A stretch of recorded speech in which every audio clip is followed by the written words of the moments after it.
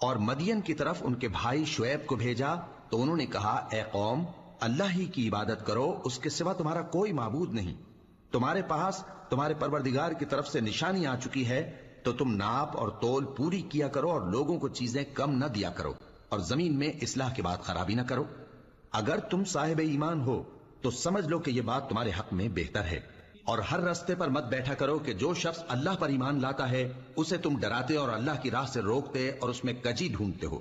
اور اس وقت کو یاد کرو جب تم تھوڑے سے تھے تو اللہ نے تم کو جماعت کثیر کر دیا، اور دیکھ لو کہ خرابی کرنے والوں کا انجام کیسا ہوا۔